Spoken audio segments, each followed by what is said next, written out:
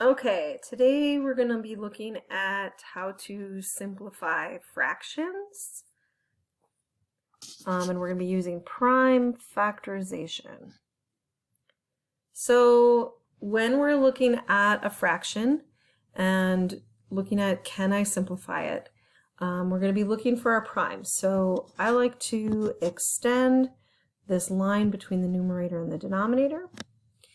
And then we're looking at the number in the numerator, 36, and we're saying, listen, what do I multiply to make 36?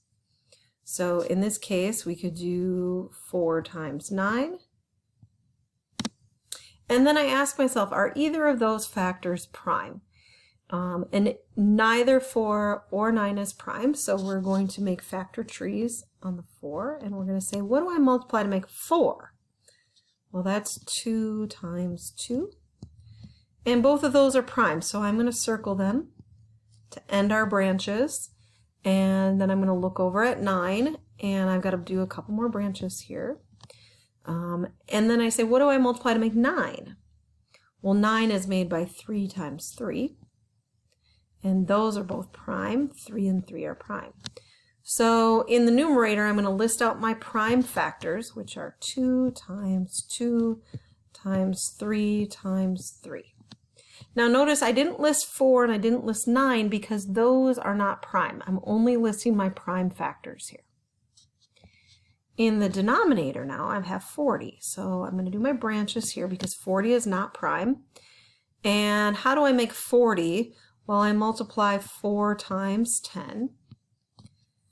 And then I'm looking for my factors of 4. So how do I multiply, or what do I multiply to make 4? Go back to my 2 times 2. And those are both prime. And then looking at 10, 10's not prime because I can multiply 2 times 5. And 2 is prime, and so is 5. So now all my branches are ended at primes. So now I'm going to list out my denominator. I've got 2 times 2 times 2 times 5.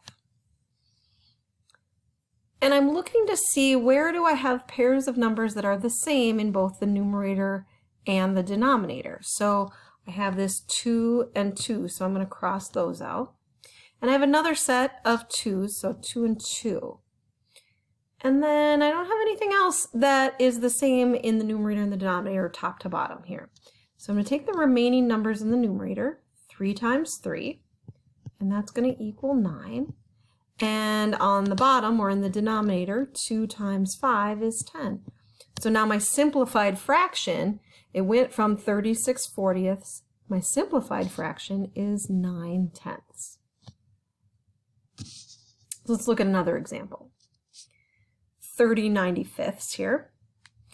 All right, so I'm going to extend my line between the numerator and the denominator. And I'm looking at these, and neither one of these is prime. So I am going to look for factors that make 30. In this case, I've got 3 and 10. 3 is prime, so I can circle it, but 10 is not. So I'm going to keep going with my factor trees.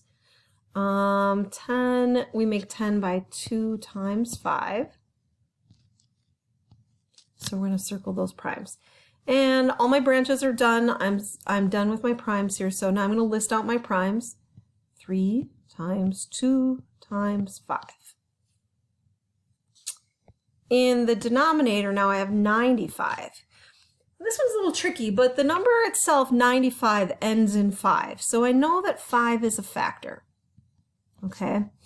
And I'm not really sure about 95, but I can think about it like this. Like I know that 5 times 10 is going to get me 50. Well, if I do that again, that's going to get me to 100, but I don't quite want to go to 100. So I really need to go 5 times 9 is going to give me 45. Because I know that 50 plus 45 equals 95. So if I add then the 10 and the 9, I'm going to get 19. And I know that 5 times 19 then is what gives me 95.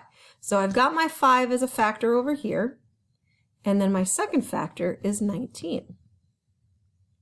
And 19 is also prime. So I'm going to list these out in the denominator, 5 times 19.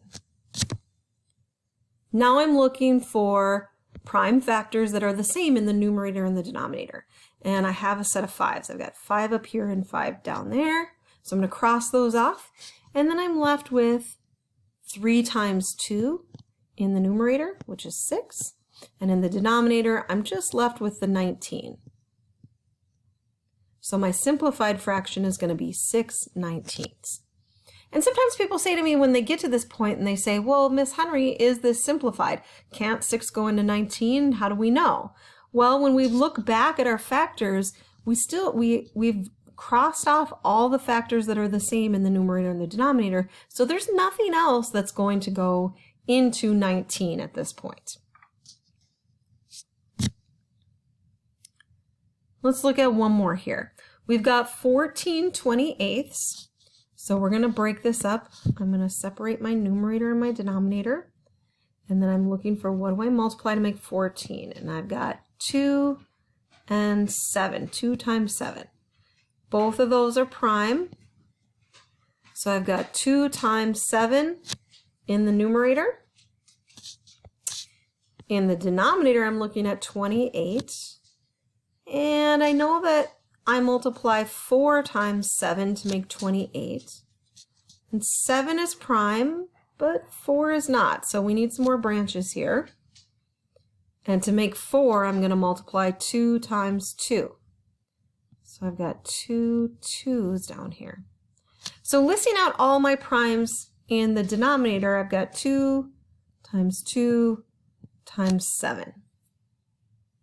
So, all right, I'm able to cross off my 7's, but I can also cross off a pair of 2's, which is great, but now I don't have anything left in the numerator.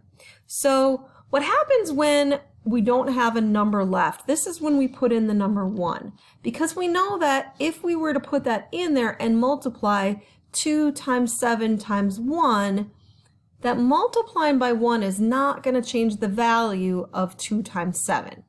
So we can put that 1 in there in the numerator when we have nothing left over. And then in the denominator, I've got 2, so my answer is going to be 1/2. And that's how we use prime factorization to do simplifying fractions.